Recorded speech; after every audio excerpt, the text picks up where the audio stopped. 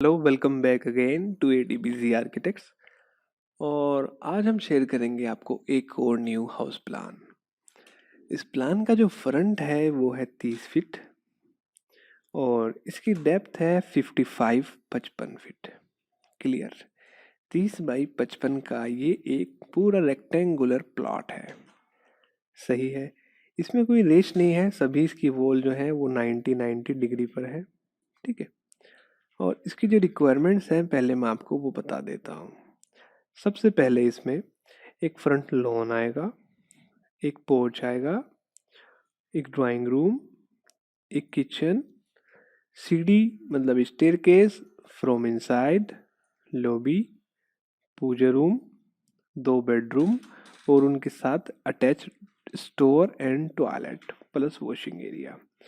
तो ये मैंने आपको मोटी मोटी रिक्वायरमेंट्स बता दी हैं। अब इसके साइजेस, उनका ओरिएंटेशन, लेआउट और वेंटिलेशन मैं आपको अब बता देता हूँ।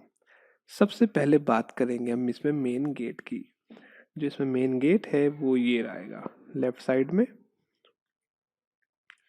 9 फीट 3 इंच का इसमें मेन गेट रहेगा और 9 feet 3 inch by 15 feet 9 inch का ये आपको पूरा पोर्च मिल जाता है। ये चारों उसके पोर्च के पॉइंट्स हैं। ठीक है। यहाँ पे आप 4 व्हीलर और 2 व्हीलर आराम से पार्क कर सकते हैं। ठीक है। इसी पोर्च के साथ ही आपको ये वाला जो आप स्पेस देख रहे हैं ये लोन मिल जाता है। और इस लोन का साइज जो आपकी ये डेप्थ है वो है 6 फीट 8 इंच, यानी कि आप 7 फीट मान के चलिए कि ये वाली जो डिस्टेंस है वो 7 फीट है। ओके।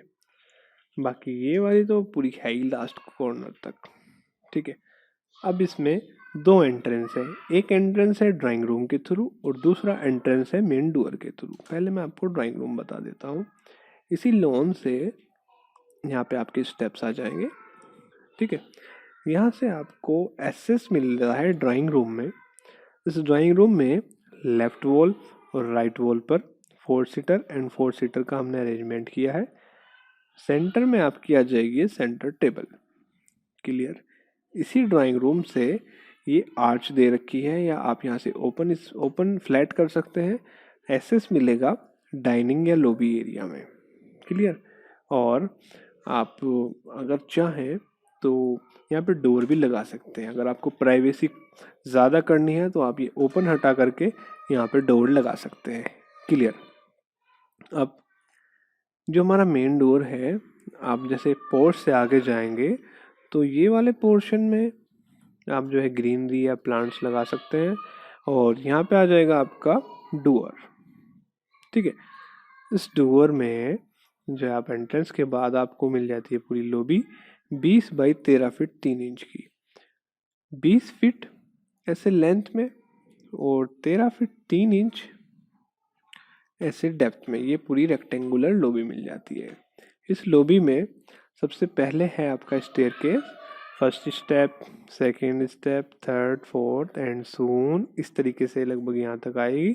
ये हमारी स्टेयरकेस रहेगी क्लॉकवाइज। ओके।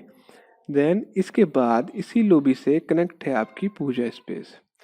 4 बाई 5 फीट का ये पूजा स्पेस कनेक्ट है। क्लियर। अब आते हैं हम बेडरूम्स पर। ये इसको मान लेते हैं हम बेडरूम 1 एंड इसको मान लेते हैं हम बेडरूम 2। क्लियर। सबसे पहले बेडरूम 1 की बात करेंगे। यहाँ पर हमारा डोर आ जाएगा और इससे हमें एक्सेस मिलेगा बेडरूम में।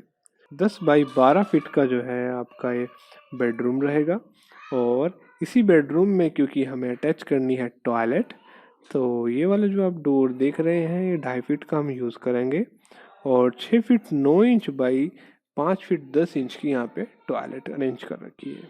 ठीक है। इस बेडरूम के बाद इसमें फर्नीचर देख लेते हैं। राइट वॉल पर आपका बेड आ जाएगा और ये वाला जो कॉर्नर है यहाँ की आपकी वार्डरोब आ जाएगी और आप एलसीडी लगाना चाहें तो यहाँ पे प्लेस कर सकते हैं। ठीक है। अब बात करेंगे कॉमन और अटैच टॉयलेट की। ये वाली जो टॉयलेट है ये कॉमन टॉयलेट भी है और अटैच टॉयलेट भी है। ठीक है। यहाँ से डोर ओपन करें तो ये कॉमन टॉयलेट है 5 बाई 8 फीट की। ठीक है। इसमें एक डोर और भी दिया गया है जो बेडरूम से अटैच है। ठीक है। यहाँ पे आप स्लाइडिंग डोर लगा लें। ठीक है। ये जो टॉयलेट है ये दोनों है, आप एक रखना चाहें तो ये वाली यहाँ पे वॉल बंद करा देंगे हम, सिर्फ ये बच्चे की कॉमन हो जाएगा, ठीक है। उसके बाद जो हमारा बेडरूम का डोर है वो ये रहेगा, और इससे आपको एक्सेस मिलता है बेडरूम 2 में। 12 बाई 12 फीट 3 इंच का ये हमारा बेडरूम रहेगा। राइट वॉल पर हमारा बेड, एंड इसके बाद यहाँ पे 2.5 फीट का जो है डोर खुलेगा, इससे कनेक्ट है हमारी बेडरूम से स्टोर। 8 बाई 5.5 फीट का हमारे यहाँ पे स्टोर कनेक्ट है। ये आप जो देख रहे हैं एल शेप में, ये ड्रेसिंग स्लैब लगा सकते हैं यहाँ पे, और चाहे तो आप यहाँ वुड वर्क करा सकते हैं इसमें इस तरीके से, ठीक है। नीचे आपका स्टोरेज हो जाएगा, ऊपर ड्रेसिंग आ जाएगी, उसके ऊपर भी कैबिनेट आ जाएंगी, ठीक है। खैर, और इसी बेडरूम से अपना एक और डोर लगाएंगे आप, इसको आप अंदर खोल ले ज़्यादा बेहतर है, ठीक है।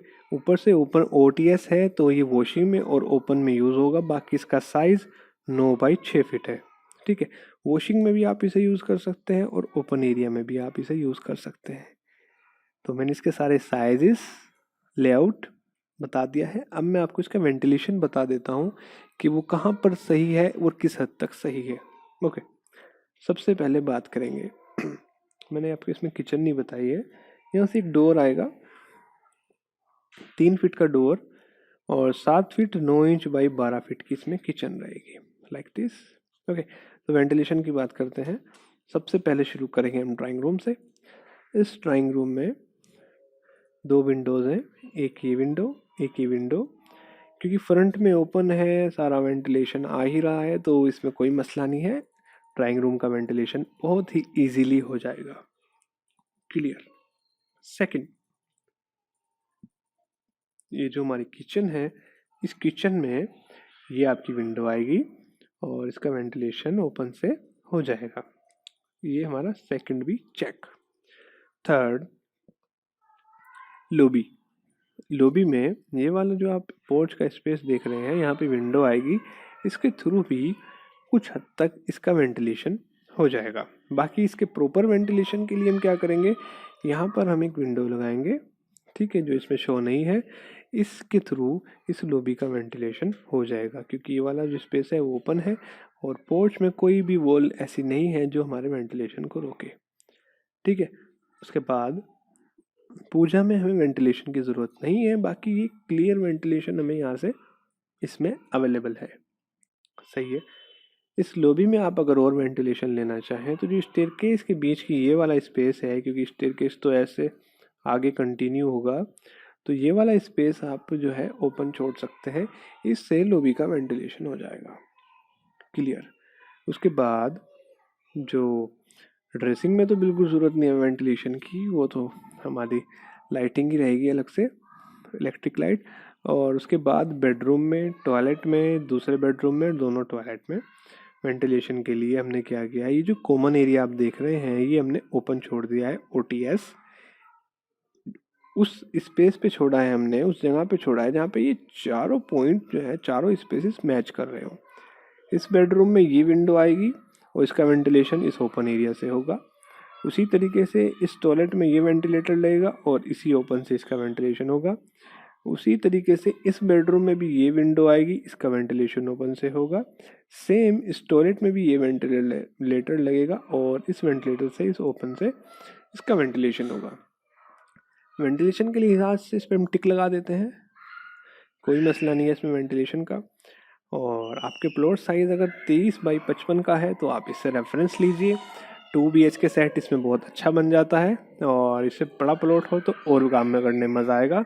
बाकी आप अपनी रिक्वायरमेंट्स हमें भेजकर अपने लिए भी मैपिंग या डिज़ाइनिंग करा सकते हैं। And thanks for watching ADVZ architects. Take care and bye bye.